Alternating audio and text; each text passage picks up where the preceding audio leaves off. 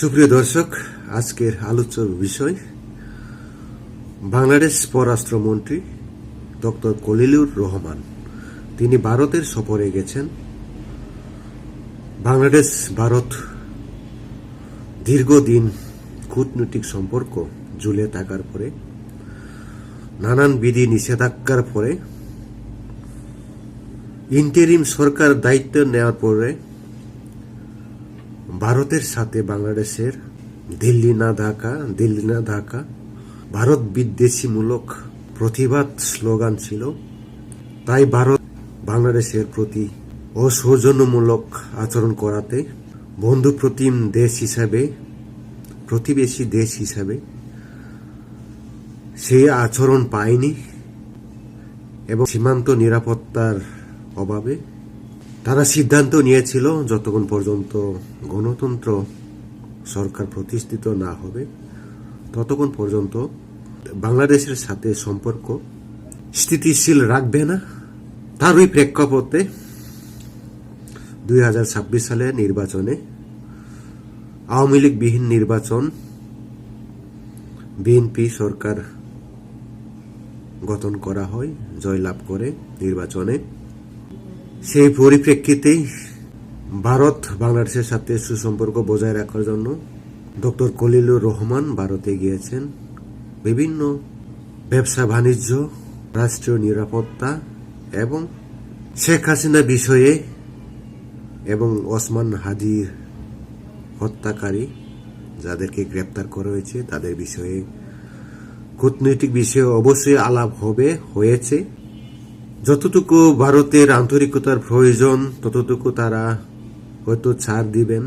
তবে শেখ হাসিনা প্রসঙ্গে আমি অ্যাডভান্স বলে দিচ্ছি, তারা শেখ হাসিনাকে যে কোনো ভাবে তারা হস্তান্তর করতে রাজি হবে না এবং তার বিরুদ্ধে আনীত অভিযোগ বিভিন্ন মানবাধিকার সংগঠনের উদ্বেগ প্রকাশ এবং শেখ হাসিনার বিরুদ্ধে বিচার রায়কে নিরপেক্ষতা নিয়ে প্রশ্নবিদ্ধ রয়েছে এবং বিদেশি মানবাধিকার সংগঠনগুলো তার নিন্দা জানিয়েছে এবং নতুন করে বিচার বিভাগীয় স্বাধীনভাবে কাজ করার জন্য আহ্বান জানিয়েছে, যেন ন্যায় বিচার পায়, নিরপেক্ষভাবে যেন বিচার করা হয়।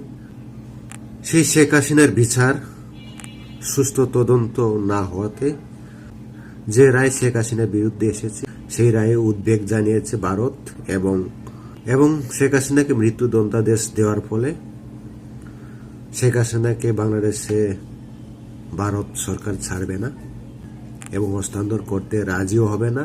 যদিও ভারতের সাথে সন্ত্রাসী বিরোধী কার্যক্রম সহায়তার আইনি চুক্তি রয়েছে, যদিও রয়েছে বন্দি চুক্তি কার্যক্রম, তবুও বাংলাদেশের প্রধান সরকার এবং মুক্তিযুদ্ধের সময় প্রধান সংগঠক দল বাংলাদেশ আওয়ামী লীগের নেতৃত্বে এদেশ স্বাধীনতা সংগ্রাম মুক্তিযুদ্ধ করেছিল এবং বঙ্গবন্ধুর মাধ্যমে ভারত এই যুদ্ধে অংশগ্রহণ করেছে এবং স্বাধীনতা সংগ্রামে সমর্থন দিয়েছিল। তারই প্রেক্ষিতে বাংলাদেশ আওয়ামী লীগ সাবেক প্রধানমন্ত্রী শেখ হাসিনাকে হস্তান্তর করবে না।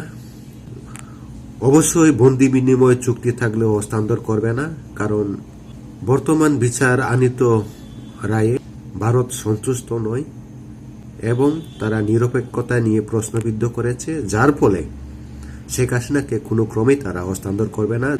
যদিও হাদি হত্যা মামলার আসামি ফয়সাল করিমদেরকে হস্তান্তরের জন্য পূর্বেই ঘোষণা করেছিল এবং করবে, কিন্তু দলীয় প্রধান সরকার হিসাবে শেখ হাসিনাকে কখনোই হস্তান্তর করবে না এবং শেখ হাসিনাকে পূর্বেও তারা জায়গা দিয়েছিল ভারতে, যখন বঙ্গবন্ধু শেখ মুজিবুর রহমানকে পরিবার সহ হত্যা করা হয়েছিল 1975 সালে, তেমনি শেখ হাসিনাকে তারা জায়গা দিবে এবং নিরাপত্তা দিয়ে সহযোগিতা করবে। আওয়ামী লীগের কার্যক্রমের নিষেধাজ্ঞা প্রত্যাহারের জন্য ভারত এটা অবশ্যই আলোচনা করবে, কারণ আওয়ামী লীগকে ভারত সবচেয়ে বন্ধুপ্রতিম দল মনে করে। যে দলই আসুক না কেন, বিএনপি আসুক, জামাতে ইসলাম আসুক, কিন্তু আওয়ামী লীগকে সবচেয়ে বন্ধুপ্রতিম এবং নিরাপত্তার জন্য গুরুত্বপূর্ণ মনে করে, এবং সেই গুরুত্বপূর্ণ দল হিসাবে সাবেক প্রধানমন্ত্রী শেখ হাসিনাকে হস্তান্তর করবে না। কিন্তু স্বাভাবিকভাবে যে কোনো ব্যবসা বাণিজ্য উন্নয়নের জন্য ছাড় দিবে। এছাড়া তারা সীমান্ত নিরাপত্তার জন্য জঙ্গি কার্যক্রম যেন পরিচালনা না হয়, সেই জন্য অবশ্যই ভারত নির্দেশ করবে এবং সেই চুক্তি মোতাবেক বাংলাদেশের সাথে যে কোনো বাণিজ্য চুক্তি করতে প্রস্তুত হবে বলে মনে করি আমি। Thank you so much.